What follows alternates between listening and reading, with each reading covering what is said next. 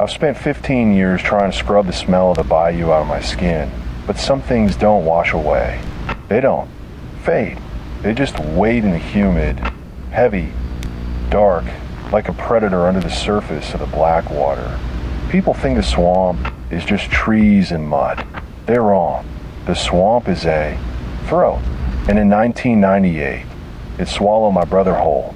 My name is Elias, and I'm the only one who saw the man in the copper mask. It started with the cattle. My father was a quiet man, a man of hard angles and weathered skin who believed in the Bible and the strength of his own hands. But when we found the first bull, he stopped praying. The animal hadn't just been killed. It had been dismantled. No, that's not the right word. It had been rearranged. Its ribs had been pulled outward like the petals of a grotesque, fleshy flower. And in the center, where the heart should have been, was a small, hand-carved wooden doll. Don't look at it. Elias, my father had whispered, his voice trembling with a terror I had never heard before. The old debt is being called in. Go back to the house. Lock the doors. But I was 12, and at 12, curiosity is a dangerous, sharp thing. I watched from the attic window as the sun dipped below the cypress trees, turning the water into a pool of cooling blood. That's when the humming started. It wasn't human. It was a low, vibrating drone that seemed to come from the mud itself. M. It made the glass in the window vibrate against my forehead. Then, I saw them. Figures move through the tall grass, their bodies draped in tattered, moss-covered rags. They didn't walk, they glided. In the center of the group was a man who stood a head taller than the rest. He wasn't wearing rags. He was wearing a heavy, tarnished copper mask. It had no mouth, only two narrow, vertical slits for eyes that caught the dying light. In his right hand, he carried a curved, rusted blade. It looked like a tool for harvesting cane, but the way he held it, it was a scepter. My brother, Toby, was 6. He was supposed to be in the bed next to mine. But when I turned around, the sheets were cold. The window in our room was wide open, the humid air smelling of iron gardenias. Toby, I whispered, my heart hammering a frantic, irregular rhythm against my ribs. I didn't wait. I climbed out that window and dropped into the soft, sucking mud below. I followed the humming. I followed the scent of the gardenias, which grew stronger the deeper I went into the rotting heart of the swamp. I found them in the hanging oak, a tree so old its branches touched the water like the fingers of a drowning giant. Toby was standing in the center of a circle of stones, his eyes wide and empty. He wasn't crying. He wasn't moving. He was waiting. The man in the copper mask stepped forward. He didn't speak, but the humming grew louder. He raised the rusted blade, the moonlight dancing off the jagged, orange metal. The blood is the seed. The figures in the rags chanted, their voices a wet, gurgling chorus. The seed is the dead. I lunged forward, my boots slipping on a submerged root. I opened my mouth to scream Toby's name, but a hand, cold, slimy, and smelling of death, slapped over my mouth. Stay, silent. A voice hissed in my ear. I watched, paralyzed, as the man in the mask brought the blade down. Not on Toby, but on his own bare forearm. He let the blood drip into a stone bowl. Then he forced Toby to drink. My brother's eyes changed. They didn't just darken. They vanished. The whites turned to a dull, oxidized green, like old copper. He is marked. The masked man whispered, the first time he had spoken. His voice sounded like 2 grinding stones. The harvest begins. Then they simply disappeared. The humming stopped. The figures vanished into the mist. Toby collapsed into the mud, and when I ran to him, he was cold. Not dead cold, but void cold. When we brought him back, my father looked at Toby's eyes, and he wept. He didn't call the police. He didn't call a doctor. He went to the shed, grabbed his shotgun, and sat on the porch. "It's not him anymore, Elias," he said, staring into the dark. "Something else is wearing his skin now." I didn't believe him. Not then. I thought it was just a cult, a group of crazy men in the woods. I didn't understand the mysticism of the dead. I didn't know that the murder hadn't happened yet, because the copper mask didn't want Toby's life. He wanted Toby's hands to do the killing for him. The sun didn't rise the next morning. It just leaked into the sky, a bruised, yellowish light that struggled to pierce the thick, gray shroud of the swamp mist. The air felt heavier than usual. It smelled of sulfur and something else, something sweet like rotting lilies. I sat at the kitchen table, my fingers trembling as I clutched a cold mug of milk. Toby was sitting across from me. He hadn't spoken a word since I dragged him out of the mud. He was eating his cereal, but his movements were wrong. They weren't the clumsy, jerky motions of a 6-year-old. They were smooth, rhythmic. Crunch, swallow, crunch, swallow. And his eyes, God, his eyes, they weren't blue anymore. They were the color of a penny that had been left in the rain for a decade. A dull, crusty, patina green. He didn't blink. He just stared through the cereal bowl, through the table, through the very floorboards of our house. "Toby," I whispered, my voice cracking. Do you remember the woods?" He stopped. The spoon hovered exactly 3 inches above the bowl. He turned his head, slow, like a mechanical doll. "The copper man says, the soil is thirsty. Elias," his voice was his, but the resonance was deep.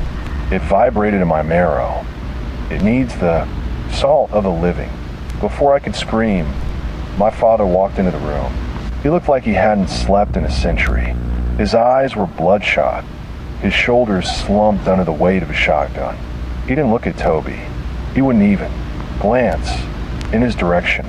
"Elias, stay in the house," he muttered, his voice a dry, gravelly rasp. "I'm going to the Miller farm. They say they found something in the barn this morning." "Dad," Toby's eyes, "look at them."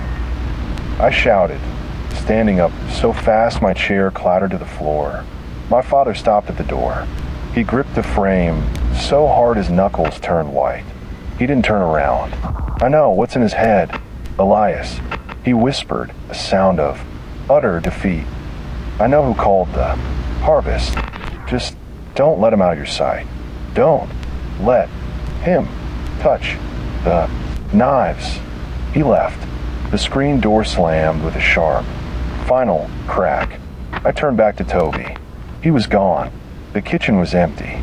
His bowl was perfectly clean, not a single drop of milk left behind. I ran to the hallway, my heart hammering a frantic, irregular beat. "Toby," I yelled, my voice echoing through the hollow, wooden ribs of the house. I found him in the shed behind the porch. It was dark inside, the only light coming through the gaps in the tin roof. Toby was kneeling in the dirt, surrounded by old, rusted garden tools. He had a pair of pruning shears in his small hands. He wasn't playing. He was sharpening them. He was rubbing the blades against a whetstone with a slow, hypnotic precision. Scrape, hiss, hiss. "Toby, put those down," I said, stepping into the shadows. "You're going to hurt yourself." He didn't look up. He kept sharpening. "The Miller boy, Caleb, he's fast, isn't he?" "Elias," Toby whispered. My blood turned to ice. Caleb Miller was Toby's best friend. They played together every day in the tall grass. "What about Caleb?" "Toby, he has a lot of salt in him," Toby said, his voice dropping to a low, gurgling register. "The copper man says Caleb is the first offering to pay for the silence." I lunged for him, reaching for the shears, but Toby was fast. He didn't run, glided just like the figures in the swamp. He slipped under my arm and bolted out the shed door, disappearing into the high, yellow grass that bordered the Miller property. "Toby, stop!" I ran after him, my lungs burning, the humid air sticking to my throat like cobwebs. I reached the Miller's barn 10 minutes later. The doors were wide open. The smell hit me first. It wasn't the smell of cows or hay. It was the smell of a blacksmith shop, hot metal, scorched iron. I stepped inside. The barn was silent, except for the sound of slow, rhythmic dripping. I looked up. Caleb Miller was there. He wasn't on the floor. He was pinned to the main support beam of the barn, not with nails, with copper wire. It was wound around his limbs, his neck, his chest, with a terrifying, geometric precision. He was still alive. His eyes were wide, filled with a pure, paralyzing terror. And standing in front of him, holding the pruning shears, was Toby. But it wasn't just Toby. Behind him, looming in the shadows of the hayloft, was the man in the copper mask. He didn't have a body anymore. He was just a vapor, a shimmering green mist that seemed to be pouring into my brother's ears. The debt is being paid. The masked man's voice echoed through the barn, a sound of grinding tectonic plates. Toby raised the shears. "Don't!" I screamed, lunging forward. "Toby, look at me." Toby paused. He turned his head, those oxidized, green, eyes locking onto mine. For a split second, just a fraction of a heartbeat, I saw my brother. I saw the 6-year-old boy who liked frogs and hated broccoli. Elias. He whimpered, a small, broken sound. "It's so heavy." The man in the copper mask let out a low, vibrating drone. The green mist surged, wrapping around Toby's throat like a noose. Toby's face went blank again. The green in his eyes glowed. He didn't look at me anymore. He looked at Caleb. "The harvest doesn't wait," Toby said, his voice now deep, ancient, and completely void of humanity. He brought the shears down. The sound of the shears, that wet, metallic chomp, echoed through the barn like a lightning strike. I didn't stay to see the rest. I couldn't. My legs moved before my brain could process the carnage.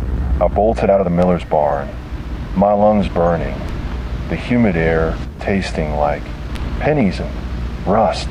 I ran until I hit the porch of our house, my boots thudding against the rotting wood. My father was still there. He hadn't moved an inch. He was sitting in a rocking chair, the shotgun laid across his knees, his eyes fixed on the line where the swamp met the sky. "Dad!" I gasped, doubled over, clutching my knees. "Toby." He did it. "Caleb. He's in the barn." "Dad." My father didn't flinch. He didn't even blink. A single, heavy tear tracked through the deep, weathered grooves of his cheek. "I know. Elias," he whispered, his voice a dry, hollow rattle. The Miller boy was the first. See, the copper man, he doesn't just want lives. He wants reapers. He's cultivating. "Toby, we have to go back. We have to save him." I screamed, grabbing my father's shoulder. "He's just a kid. He's Toby." My father finally turned his head. His eyes were empty. There was no hope left in them. Only a cold, hard, calculated certainty. "That's not Toby anymore. Elias," he said, standing up, the shotgun clicking as he engaged the safety. "Toby died the second he drank from that stone bowl. What's walking around in his skin is a vessel, and if we don't break it, he'll turn this whole town into graveyard."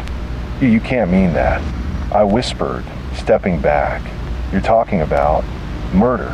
"I'm talking about mercy," my father hissed, his face contorted into a mask of agony. "The debt, it's an old family curse. My grandfather, he made a deal when the crops failed in '32. He gave the copper man a promise, and now the interest is due. He started walking toward the Miller farm, his boots heavy, deliberate. Thud, thud, thud. Stay. Here, Elias. He barked, not looking back. But I couldn't. I followed him at a distance, staying in the shadows of the cypress trees. The humming started again. It wasn't just coming from the swamp now. It was coming from the air itself. A low, vibrating drone that made my teeth ache. We reached the barn. The sun was almost gone, leaving only a jagged, purple wound in the sky. Toby was standing in the doorway. He was covered in blood, but it didn't look like blood on him. It looked like oxidation, dark green and crusty. He was holding the pruning shears in his right hand. In his left, he held a small copper bell. Grandfather says, "You're late." "Silas," Toby whispered, his voice now a terrifying, multi-layered chorus. It sounded like a child and an old man and a dying animal, all speaking at once. My father stopped 10 feet from him. He raised the shotgun. The barrels were steady, pointing right at Toby's chest. "I'm here to cancel the contract." "Toby," my father said, his voice trembling, "I'm here to take you home. I am home." Toby smiled. It wasn't a smile.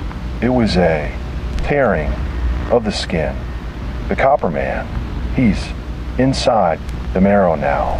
You can't kill what's already rusted. Toby rang the bell. Cling, cling, cling. The sound was deafening. It didn't ring in the air. It rang in my skull. I fell to my knees, clutching my ears. Then, the figures emerged from the hayloft. The moss-covered men. They didn't have faces. Their heads were wrapped in tattered, oil-soaked bandages. They moved like smoke, gliding across the floor toward my father. "Do, IT, Dad," I shrieked, my voice lost in the drone. My father pulled the trigger. Boom. The muzzle flash lit up the barn. A brilliant orange explosion. The buckshot hit Toby full in the chest. It should have torn him apart. It should have ended it. But it didn't. Toby didn't fall. He didn't even bleed. Where the shot hit, the skin just flaked away like old paint, revealing a dull, shimmering copper skeleton underneath. "Lead is soft." Toby laughed. The sound of grinding, metallic screech. "Copper is eternal." He lunged. My father didn't have time to reload. Toby was on him in a second, the pruning shears snapping shut. I saw my father's hand hit the floor. I didn't think. I didn't feel. I grabbed a heavy iron pitchfork from the wall and charged. I wasn't a 12-year-old boy anymore. I was an animal protecting its pack. I drove the tines of the fork into Toby's back. It didn't feel like flesh. It felt like shoving a fork into a pile of scrap metal. Toby turned around. His eyes were glowing that sickly, radioactive green. He looked at the fork sticking out his chest. Then he looked at me. "Elias," he whispered, and for a second his voice was normal. "It hurts." Then the copper mask appeared behind him. Not a mist this time. A solid thing. A giant, 7-foot tall, skeletal figure draped in rotting velvet. The mask was shimmering with an unholy heat. The copper man reached out and touched Toby's head. "The debt is not paid." The voice boomed, a sound that made the barn walls crack. "The father is not the seed. The brother is..." The copper man looked at me. I realized then, Toby wasn't the reaper. He was the bait. The copper man didn't want my brother's soul. He wanted mine. "Run, Elias, run," my father screamed, clutching his stump, blood dark and thick pouring onto the hay. I didn't wait. I turned and bolted into the dark, into the rotting part of the bayou. I could hear Toby behind me. I could hear the Scrape, hiss of the shears, and I could hear the humming. I ran until my lungs felt like they were filled with smoldering coals. The swamp didn't want me to leave. The vines tripped my feet. The mud sucked at my boots. A greedy, wet mouth that wanted to pull me into the dark. Behind me, the sound was constant. Scrape, hiss.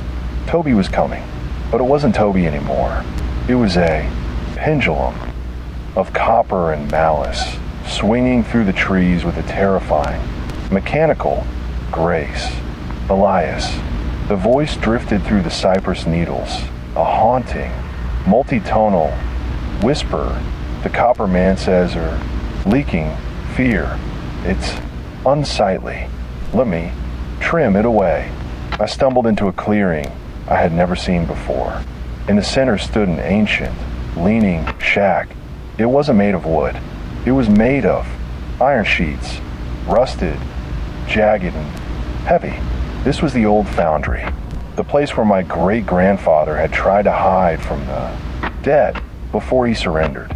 I knew the lore. My grandmother used to whisper it when the moon was thin. Copper is the king of the swamp, but iron is the jailer. I lunged for the door, my fingers catching on the rough, orange surface. It was cold, a deep, biting cold that made my skin crawl. I threw myself inside and slammed the bolt home. The air in the foundry was different. It didn't smell like gardenias or sulfur. It smelled of anvils and ash. Clang. Something hit the door. Hard. The iron groaned, but it didn't bend. Iron is stubborn. Elias. Toby's voice was right outside, muffled by the heavy metal. But the copper man, he is patient. He can wait for the oxidation. He can wait for you to rot. I ignored him. I scrambled through the shadows of the foundry, my hands searching the workbenches. I needed a weapon, not a pitchfork, not a shotgun.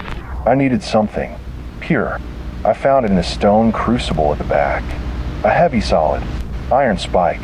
It was 10 inches long, tapered to a wicked sharp point. It was covered in soot, but underneath it was black and unyielding. The blood is the seed. The humming started again, vibrating the iron walls of the shack. The seed is the dead. The roof began to peel back, not from the wind, but from heat. The copper man was standing on top of the foundry. His mask was glowing, a searing emerald light that turned the night into a radioactive dream. The heat was intense. The iron sheets began to glow dull red. Come out, Elias. The copper man boomed, his voice a mountain, crumbling. A contract requires a signature in marrow. I gripped the iron spike. My palms bled, the cold metal biting into my flesh. I felt a surge of strength. That wasn't mine. It was the strength of the earth. I didn't wait for him to come in. I kicked the door open. Toby was standing there. His skin was almost entirely green now. His joints were hinges of clicking, grinding copper. He raised the pruning shears, the blades, shimmering with that unholy heat. Toby, I'm sorry. I whispered, my voice steady for the first time. Don't be sorry. Elias. Toby smiled, his teeth, copper pegs, rearranged. He lunged. I didn't dodge. I stepped into his reach. The shears snapped shut, slicing through my shoulder. A hot, searing line of agony. But I didn't stop. I drove the iron spike deep into Toby's chest, right where the heart should have been. The reaction was explosive. Where the iron touched the copper, a violent blue, electric arc erupted. Toby shrieked, not a human cry, but the sound of 1,000 breaking trains. The copper in his body began to bubble and liquefy. And oh, the copper man roared from the roof, his mask cracking, alignment, the conductivity. The iron spike acted like a lightning rod. It drew the unholy green energy out of Toby's frame and grounded it into the swamp mud. I held on, even as my hands burned, even as the air screamed around me. Toby's eyes cleared. The green faded. Elias, he whispered, his voice small, fragile, and human. It's cold now. He collapsed. The copper skeleton shattered into 1,000 dull brown flakes. I looked up at the copper man. He was diminishing. Without Toby as a vessel, without the blood of the brother, his form was vaporizing. The debt is void, I screamed, raising the bloody iron spike. Go back to the mud. The copper man let out one final, vibrating drone and then disintegrated. The mask hit the ground with a heavy, dull thud. Silence. The humming was gone. The smell of gardenias was gone. There was only the sound of the wind through the cypress trees and the crackle of the cooling iron. I knelt in the mud, holding my brother's small, lifeless hand. He was gone, but he was Toby again. No more copper, no more rust. I looked at the copper mask lying in the dirt. It looked pathetic now, just a piece of old metal. I grabbed the iron spike and smashed. I hit it until it was nothing but shards. I carried Toby back to the house. My father was on the porch, his arm wrapped in a bloody sheet. He looked at us, and he knew. It's over. Dad, I said, my voice, aged beyond my 12 years. Is it? He whispered, staring at my shoulder, where the shears had cut me. I looked down. The wound wasn't bleeding red anymore. It was oxidizing. A faint, dull green tint was spreading across my skin. The copper man was gone, but the debt always finds a new account. I looked into the dark of the swamp, and for a second, I heard the humming return. Wait, I whispered, my eyes glowing with a faint emerald light.